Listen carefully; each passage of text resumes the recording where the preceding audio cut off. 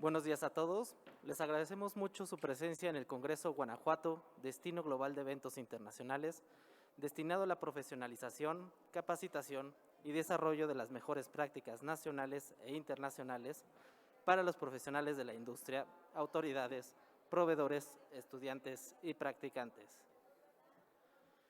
Para dar inicio con el Congreso, tendremos nuestra primera ponencia magistral titulada Perspectivas Europeas de los Eventos. La ponencia será llevada a cabo por Matías Tessi Bao, fundador de MBB Consulting Group, y moderada por Azul Logazón, directora de Industrial Transformation México y MEM Industrial Tecnomueble Internacional. Les recuerdo a toda nuestra audiencia en línea que nos ven a través de la plataforma Zoom, que pueden elegir el canal de español para escuchar la traducción simultánea de nuestros ponentes internacionales. Asimismo, abriremos un espacio de preguntas para la audiencia, las cuales nos pueden hacer llegar vía chat para la sección de preguntas y respuestas. Adelante, Azul. Gracias, David. Good morning, everyone. Isn't it amazing to be back in this wonderful venue and having events again? I'm really glad to be here with you, and thank you so much for those who are joining us here physically, but also in the digital world. So it's my great pleasure to start our today's agenda with a conversation with one of the top leaders worldwide of the industry of exhibitions and events. And the person that I'm referring to is Matías Tessi Bauer. So Matías, you're joining us virtually. Welcome and thank you so much for being here with us. So before we start this conversation, let me give you a brief overview of Tessi. So Matías Tessi is a highly skilled consultant in trade shows, digital transformation, and the gourmet food and wine world. With over 18 years of experience working for the world's largest trade show and media companies, including Messe Frankfurt, Reed Exhibitions, and UBM, he has a rich knowledge and excellent connections in the global exhibition, conference, and digital B2B industries. He has built B2B business in major economies, from the US to Australia, with a special focus in Asia. He has a proven track record in launching new events in major economies and business cases on extensive market research, as well as implementing event acquisitions and developing B2B sales, marketing, and growth strategies. In addition to running his own consultancy, MBB Media, Matías lectures at the University of Ravensburg in Germany, business development and international project management. He's also chair of the Digital Innovation Committee, part of the Global Association of the Exhibition Industry, UFI. So with that, welcome, Matías. So to start our conversation, we know that Europe has been the largest market in terms of exhibition participants. In fact, in 2018, it accounted for 1/3 of the total worldwide visitors. Trade shows had a significant economic impact in terms of direct impacts, as they helped with the direct spending, job creation, and they had also indirect impacts, such as different supply chains, among others. A lot of what the governor just told us a few moments ago. However, it's been a year plus since COVID-19 hit and disrupted the way that trade shows were traditionally done. From your point of view, Tessi, what measures implemented by the industry, both in the global scale as well as in Europe, have helped you to get back into the recovery path? Thank you very much for this very, very kind introduction. First of all, I have to say I'm very jealous that you are all together in this beautiful room, in this beautiful conference, and I need to sit here in my hotel room as I'm currently quarantining in Germany for 14 days, but only 5 days to go, and then I can go to the outside world as well. So your question, what measures have been put in place in the global, on the global scale, but also in Europe, really to come out of the crisis? When the crisis hit us a year ago, one of the first things my consultancy did was releasing the crisis recovery guide.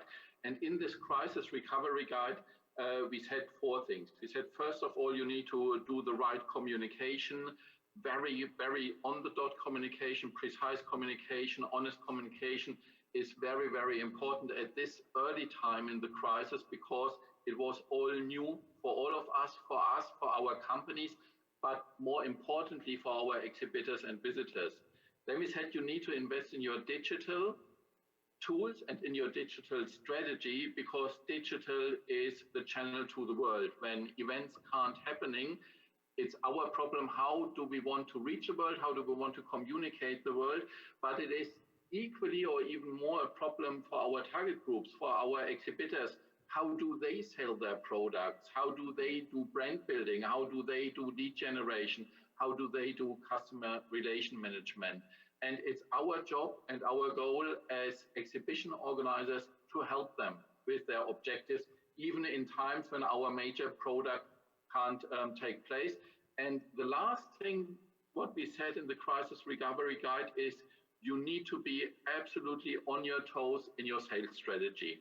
What brings you as a company out of the crisis, once the crisis comes to an end, is your sales department. It's the people who know your product and who can sell the product and who can make sure that exhibitors are coming back to our shows once we can do shows. Since then, it's a year passed by, a year is over, and I think there are now 2 topics that really have emerged as measures put in place to kickstart our industry. The one is for sure the setup of the show, and I'm very happy that I saw a lot of experimenting around the world. How do we run shows? How do we set up shows? What does a customer think when he's at the entrance situation? Remember the pictures we sent before the crisis when we want to show that we have a successful exhibition. There were always crowded entrance, full of people, one after the other. And we said, here, so-and-so, 100,000 people come to our show. This is an indicator for a successful exhibition. Now we were forced to think, what does the customer actually think when he comes to an exhibition? What does the customer think when he's landing in the city, when he's sitting in the taxi, when he's checking in the hotel, and when he's coming to the show? For sure, the customer wants to feel safe and wants to feel looked after at any point of his journey to our show and then also in our show.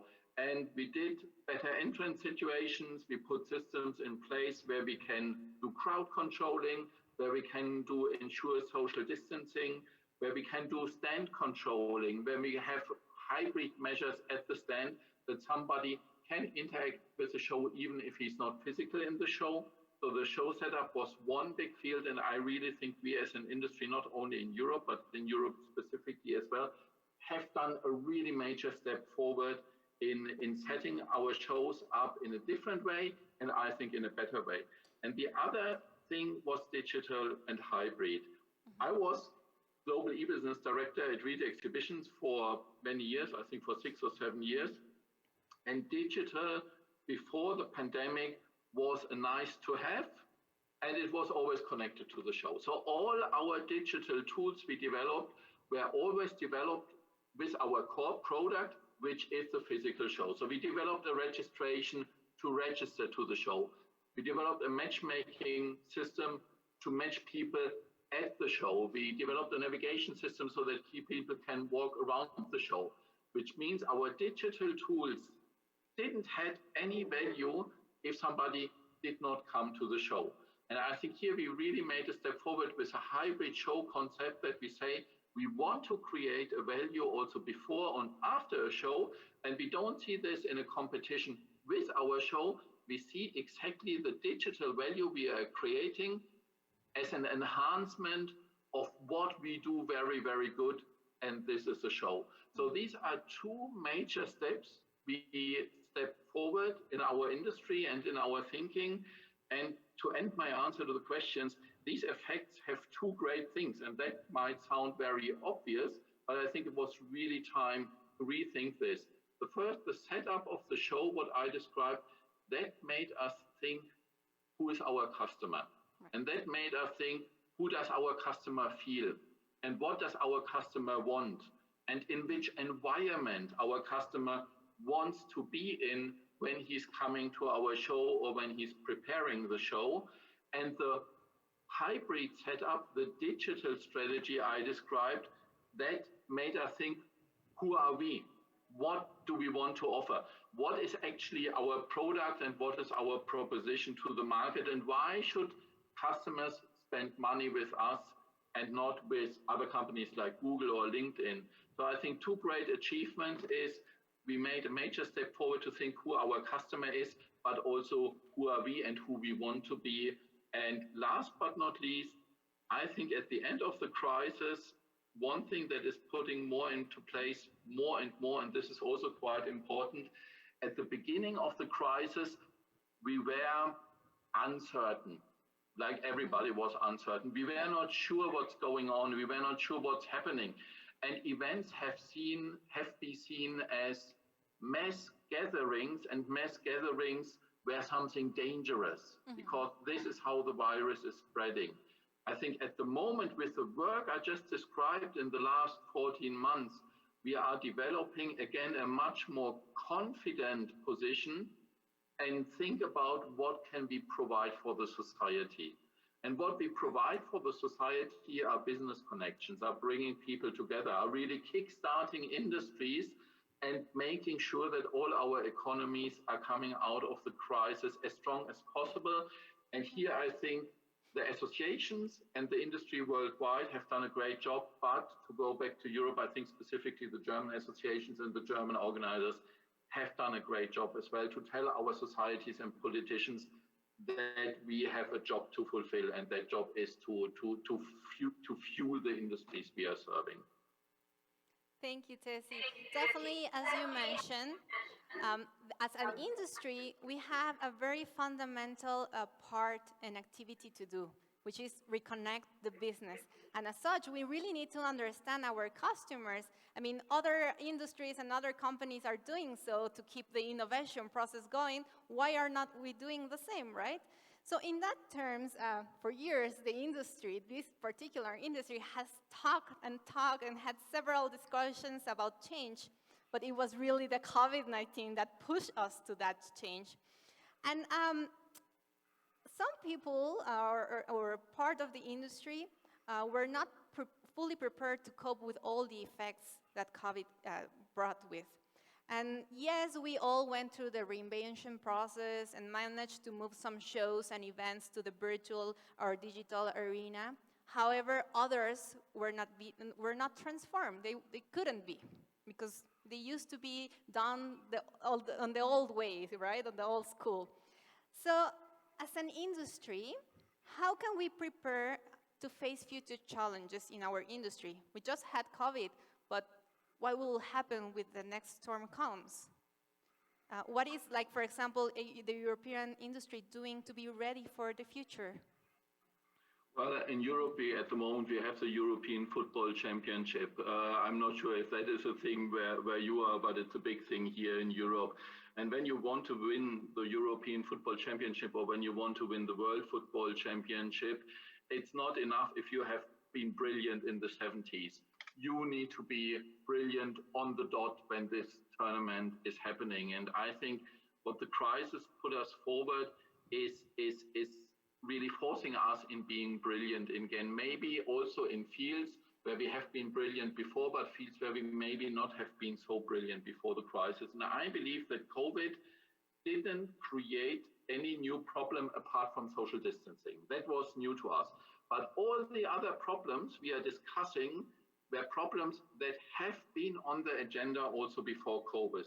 That we have a generational change very soon, that we have people in decision-making positions who are deciding on marketing budgets, the people who are deciding if they should put 10,000 in a stand or only 5,000 in a stand and 5,000 in a Google campaign.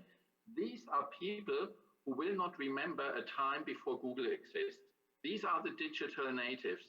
And we know that these people are coming in decision-making positions. We know that since 15, 20 years. So it's only you need to watch the calendar and you know exactly at some point you will have without Facebook, without Google, without LinkedIn, without any digital tools. So that problem was still before, but we had discussions and we were running sometimes in circles and discussions. And I give you two examples. One example was the old discussion, digital is a competition to live.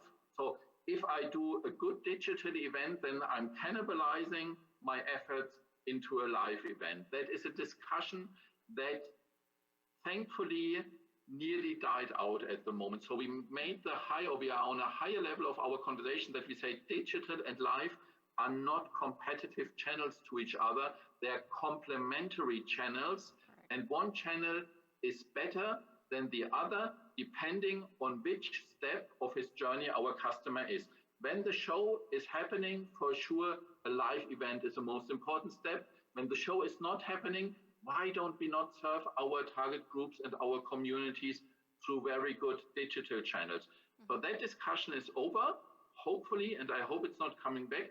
The other discussion is there is no money to be earned with digital products. We always thought, because we tried it since 20 years, and honestly, 5% of the show budget, sometimes 10% of the show budget, we didn't make a lot of progress in earning money with digital tools. The problem is Google is earning 10 times more money than all 30 largest exhibition organizers worldwide combined. And Google didn't exist 20 years ago. And they earn money with B2B, exactly from the budgets we are competing for. In other words, there is a lot of money to be made with digital products. The problem is only we don't know how to make that money. Because we are the industry of big invoices. Google is very often sending invoices of micropayment, of $1, of $2, of $3. These are invoices that never have passed our financial systems. So we need to understand micropayment, and also the product life cycle is in the digital world much shorter. In the event world, the product life cycle is often a year. In the digital world, a product life cycle can be a minute or even shorter.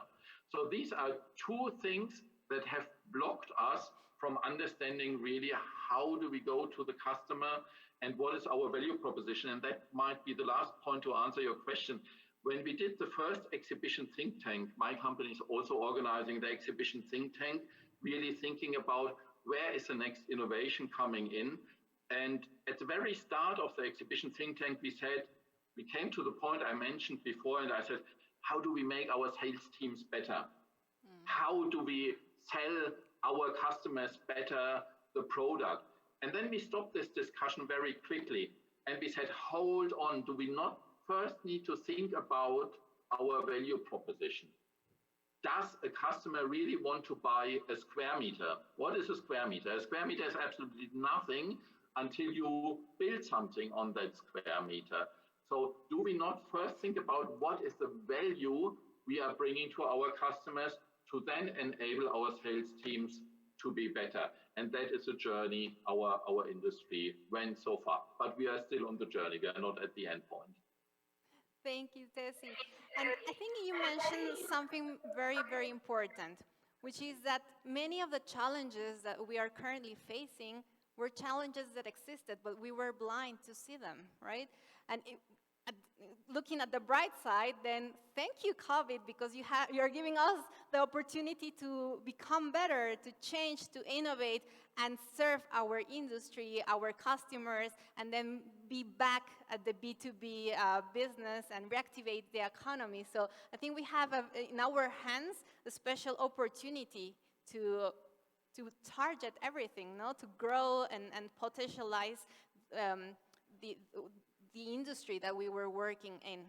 So we're running a little bit short of time, but before we finish this conversation, I would like to see if within the audience, is there any question that you would like to address to Tessie? No? Okay, then I'll have another question. So from all of these that we have, Tessie, what will be the lessons learned that the European industry can give to hear our colleagues in the Bajío industry and exhibitions and events? I think the one lesson we learned is change is hard. Change is specifically hard when you have a very good product, and exhibitions is a very good product. We are running this product very, very successfully, but change is still necessary. And it is hard for an industry to change that is so successful as we are, and it is hard for an industry that has a product life cycle of 1 year, because when you talk to your customer what you could do better, the first chance you could do better might be 12 months away. But I think we walked a long step on this journey to innovate, but we haven't finalized this journey to innovate. Not to sell the customer a square meter anymore, but to sell him a journey with industry touch points. Not to sell him simply a stand anymore, but to sell him really a place in the industry. We are in the pole position to offer this. We are in a better position than Google, LinkedIn, Facebook, anybody else, because we know the industries and we know the customers.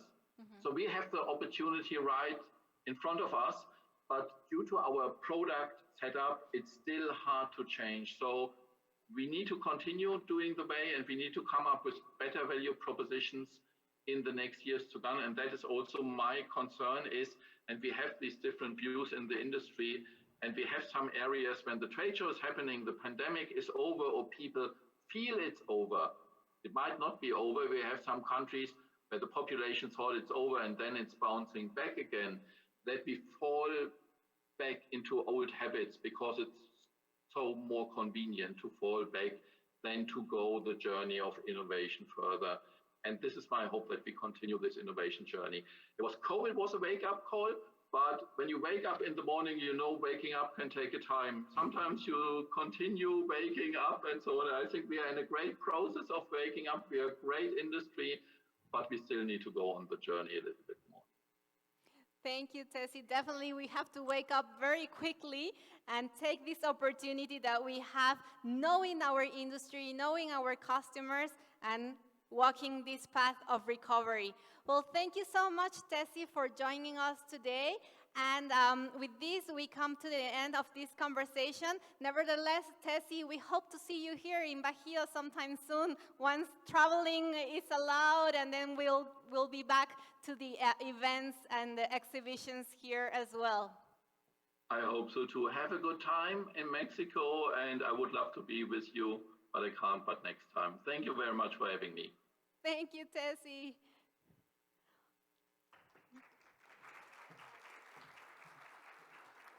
Muchísimas gracias a nuestro panelista Matías y también a nuestra moderadora Azul por esta interesante perspectiva de la industria de eventos en Europa.